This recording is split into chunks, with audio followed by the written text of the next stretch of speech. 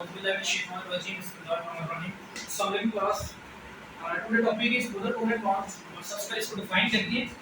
Bond बेटा जो present हो between two non identical atoms.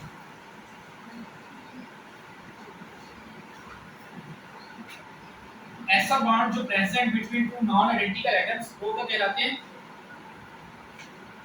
वो हमारे पास पोलर कोवेलेंट बॉन्ड है। बेटा ऐसा बॉन्ड जो किसमें प्रेजेंट होगा? Two non identical atom. यानी वो दो एटम होंगे, वो दोनों क्या होंगे? डिफरेंट होंगे। दोनों क्या होंगे? डिफरेंट होने चाहिए। जैसे बेटा इसकी एग्जांपल लेते हैं आपके पास।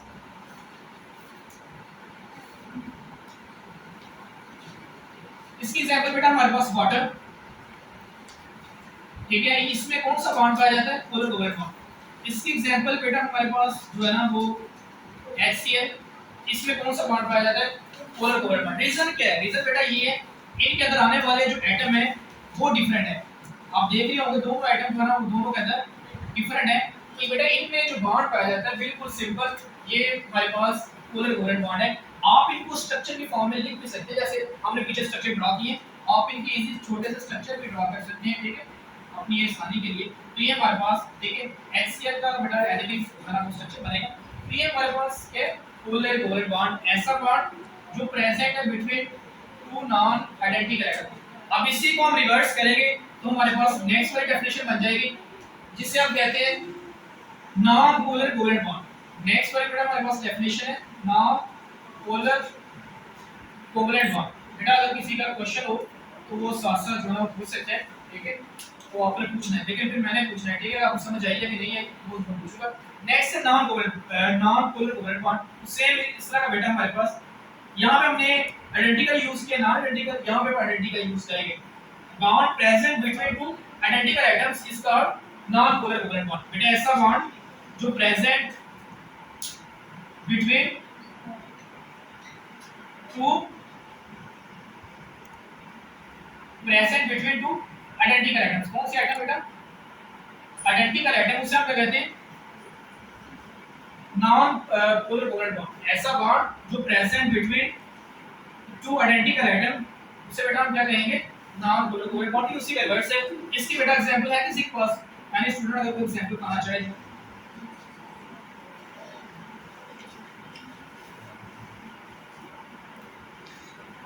आपकी, किसी को एग्जांपल इसकी तो आप एग्जांपल इसकी दो आइडेंटिकल एटम बताने हैं बेटा, सेम सेम कोई बता सकते हैं आप। देखिए जरा, तुम परेशान क्यों हो रहे हैं? हाइड्रोजन हाइड्रोजन के दरमियान, कार्बन कार्बन के दरमियान, ऑक्सीजन ऑक्सीजन के दरमियान जो बॉन्ड होते हैं, ये हमारे पास क्या है?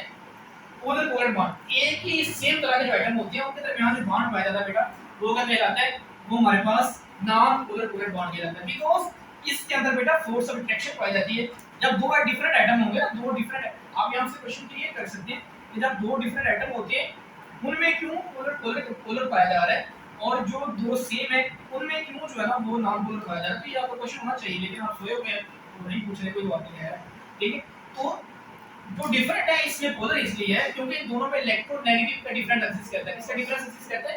इलेक्ट्रोनेगेटिविटी। आपने एक वर्ड पढ़ा होगा इलेक्ट्रोनेगेटिविटी, वो पाई जाती है। तो जब दो सेम एटम आ जाते हैं तो दोनों की इलेक्ट्रोनेगेटिविटी वैल्यू सेम हो जाती है। उसमें जो है ना वो एक्सिस, वो जो है ना इलेक्ट्रोनेगेटिव वैल्यू सेम होगी, फोर्स ऑफ अट्रैक्शन नहीं पाई जाएगी, ठीक है। लेकिन अगर बेटा दो एटम डिफरेंट होंगे उनमें वाज़ेह जो है ना इलेक्ट्रोनेगेटिविटी का डिफरेंस होगा, फोर्स ऑफ अट्रैक्शन पाई जाएगी, जिस वजह से ये पोलर होते हैं। ये बॉन्ड स्ट्रांग होता है, ये बॉन्ड वीक होता है। क्यों? इसमें डिफरेंट एटम है, इसमें फोर्स ऑफ अट्रैक्शन ज्यादा होती है, इसकी इलेक्ट्रोनेगेटिविटी ज्यादा होती है, इसकी फोर्स ऑफ अट्रैक्शन ज्यादा होती है। इसलिए क्या होता है, ये स्ट्रांग बॉन्ड में से ब्रेक करना बहुत मुश्किल होता है। ये वीक है, इसमें फोर्स ऑफ अट्रैक्शन बहुत कम होती है। आइडेंटिकल एटम आप थोड़ी सीड देंगे तो ये पूरी ग्रुप जो है ब्रेक हो जाएगा। दिस इज बेटा polar and non polar bond, ठीक है। तो ये आइए आपने अच्छे तरीके से करना है, ये डिफाइन करते हैं एग्जांपल द्वारा समझ। नेक्स्ट बेटा जो हमारे पास टॉपिक है वो है कोऑर्डिनेट कोवेलेंट बॉन्ड। कौन से? कोऑर्डिनेट, ये long map covalent bond.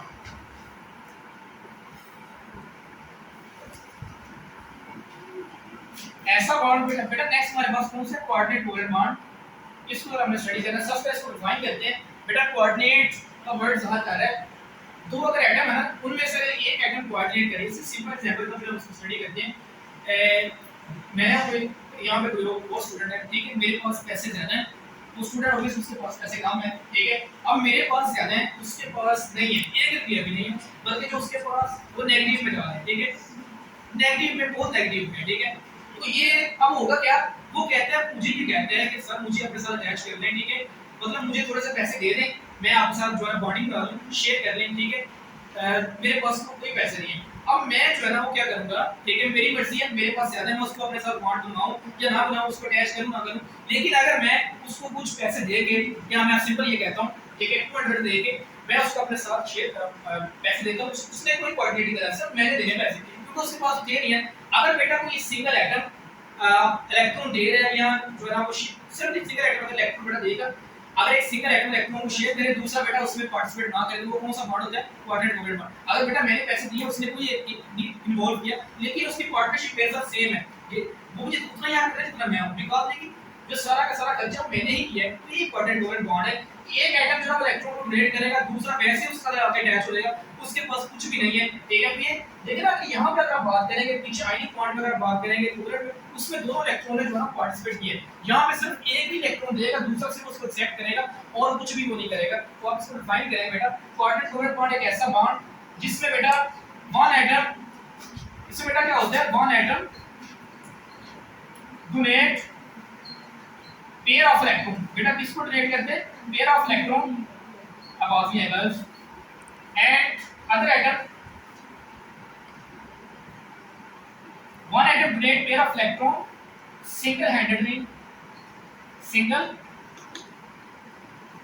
and other atom accept electron। अच्छा इसकी डेफिनेशन क्या बनेगी बेटा, एक एटम क्या कर रहा है, वो इलेक्ट्रॉन पेयर को डोनेट कर रहा है, एक इलेक्ट्रॉन पेयर को डोनेट कर रहा है सिंगल हैंडेडली, मतलब दूसरा जो है ना वो कुछ भी डोनेट नहीं कर रहा है, दूसरे ने सिर्फ क्या करना है बेटा, उसको एक्सेप्ट करना है, क्या करना है, इलेक्ट्रॉन को एक्सेप्ट करना है, इसे बेटा कहते हैं कोऑर्डिनेट कोवेलेंट बॉन्ड। यहां पे सिंगल इलेक्ट्रॉन की बात नहीं होगी, अगर बेटा इसमें हमेशा जितनी भी इसकी एग्जांपल होगी सब में बेटा क्या होगा, इलेक्ट्रॉन डोनेट होंगे, डबल इलेक्ट्रॉन कितने डोनेट होंगे, डबल। यहां बेटा सिर्फ और सिर्फ डबल इलेक्ट्रॉन की बात होगी, वो एक ही एटम इलेक्ट्रॉन डोनेट करेगा, दूसरा जो है वो डोनेट नहीं करेगा। हां बेटा जरा सिंपल इसकी जरा थोड़ी सी एक्सप्लेनेशन देते हैं, फिर इसकी एग्जांपल की बात करते हैं। बेटा इतना रखना व्हाइट बोर्ड पे, उधर जाओ देखो आगे देखना, इसकी बेटा एक्सप्लेनेशन में आपने क्या बताना है,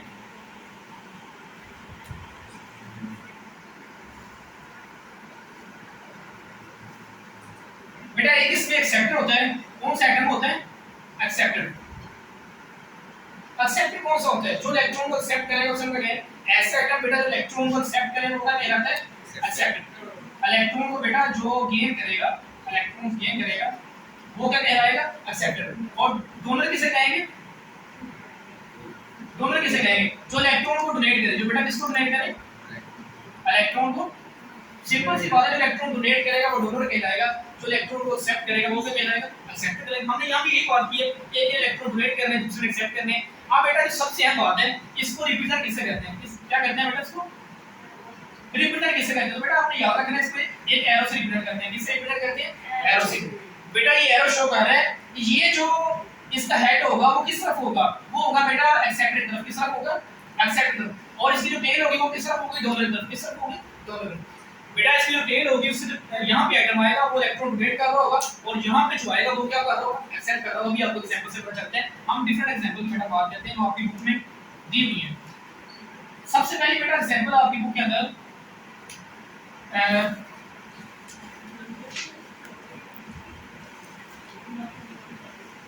अमोनिया, सबसे पहले बेटा आपको एग्जांपल है हाइड्रोक्सियम आयन, इसकी एग्जांपल है हाइड्रोक्सियम आयन। पता है किसी को हाइड्रोक्सियम आयन किसे कहते हैं, अरे छोटे शाबाश, हाइड्रोक्सियम आयन। तो कुछ नहीं लिख रहे ना, कुछ नहीं लिख रहे बेटा, निकाल मुंह उठा के बैठे हो, बंदा जो है ना आपके पास होनी चाहिए पैसे बेटा, उसको आप बुक के ऊपर नोट कर लें, कहीं नोट कर लें, जिसके ऊपर नोट करें। ये इतना इजी करके बता रहा हूं, जब आप मैंने बुक से शामिल हुआ ना आपको लगा पता जाएगा कि वहां पे हो गया।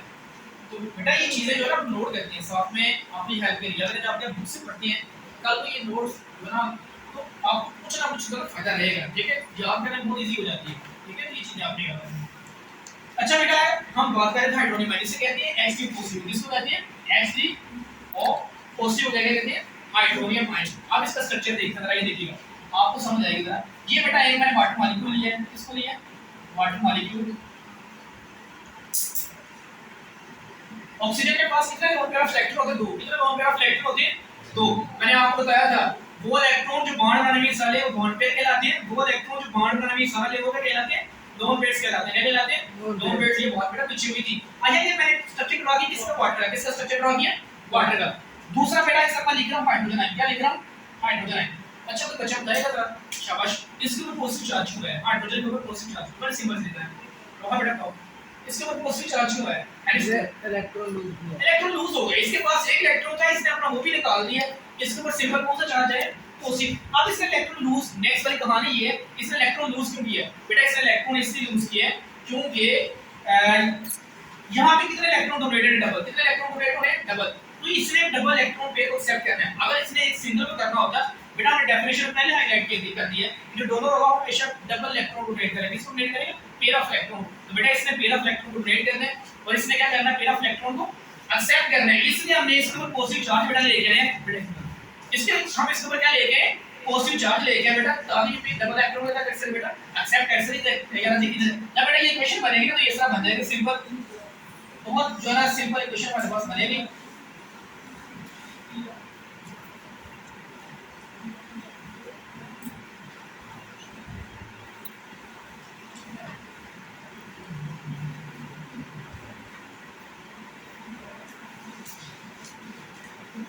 ये देखें ना बेटा, ये हमारे पास हाइड्रोक्सी आयन बनेगा। यहाँ पे दो हाइड्रोजन थे, जब एक इसके साथ एक और कंबाइन होगा तो टोटल तीन हो जाएंगे बेटा। इसके बाद डबल पेयर ऑफ इलेक्ट्रॉन था, एक खत्म होगा, इसके पास एक रह जाएगा। अब यहाँ पॉजिटिव चार्ज आ रहा है क्योंकि इसने ऑक्सीजन है बेटा, दो है पहले बॉन्ड बनाया था, इसने कितने बना ली? तीन। इसे बेटा इसके ऊपर कौन सा चार्ज आता है? Positive charge. और ये मैंने एरो भी लगाया बेटा, ये इलेक्ट्रॉन पेयर को डोनेट कर रहे हैं और ये इसका क्या कर रहा है?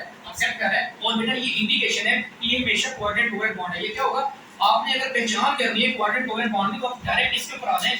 अगर किसी बॉन्डिंग के अंदर एरो लगा होगा तो वो हमेशा कोऑर्डिनेट होगा, अगर उसमें एरो नहीं लगा होगा तो वो यहां पे कोवैलेंट होगा, यहां पे क्या होगा? आयनिक होगा। ठीक है, तो सिंपल इंडिकेशन। ये बेटा फर्स्ट एग्जांपल है, एक एग्जांपल और करके फिर आपको समझाऊंगा। ठीक है, इसके बाद बेटा हमारे पास ये आपने बेटा एग्जांपल अपने वर्ड्स में एक्सप्लेन करनी है कि हमने वाटर मॉलिक्यूल को लिया, साथ में हमने हाइड्रोजन आयन को लिया, वाटर मॉलिक्यूल ने पेयर ऑफ इलेक्ट्रॉन को डोनेट किया, हाइड्रोजन ने पेयर ऑफ इलेक्ट्रॉन को एक्सेप्ट किया। एज दैट उनके ऊपर जो बॉन्ड बना है उसे हम कहते हैं कोऑर्डिनेट कोवैलेंट बॉन्ड और वो इंडिकेट हो गया एक एरो से। ठीक है, तो ये चीजें बेटा अपने खुद जो अपने उसमें एक्सप्लेन करेंगे। एक और एग्जांपल बेटा करते हैं। ये हमारे पास बेटा अमोनिया है। अमोनिया का फार्मूला क्या होता है? NH3 का फार्मूला होता है NH3। शाबाश बेटा, ये अमोनिया है और ये सेम इसका हाइड्रोजन आयन है। बेटा ये हमारे पास अमोनिया है और ये बेटा इसके साथ क्या है? हमारे पास हाइड्रोजन आयन है। क्या है? Hydrogen ion. बेटा ये सेम वही बना, तो इसमें प्रोसीजर होगा, बॉन्ड बनेगा। ये देखिएगा यहां से बेटा जो अमोनिया है उसने इलेक्ट्रॉन पेयर को डोनेट करना है।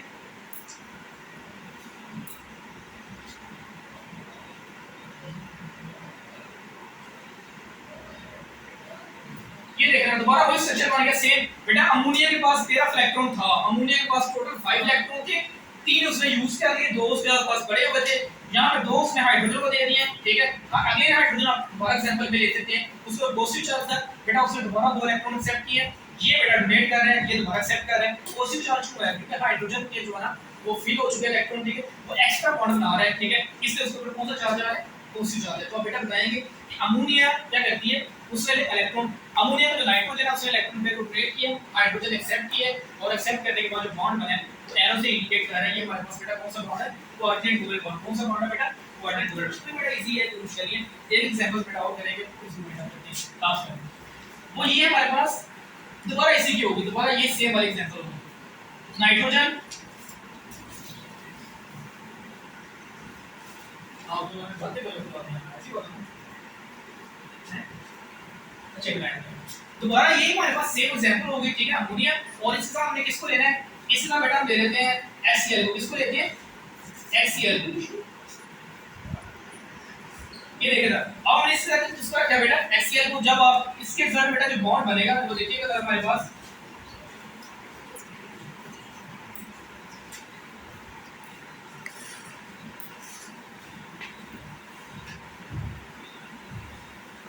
अच्छा आपका नाम है?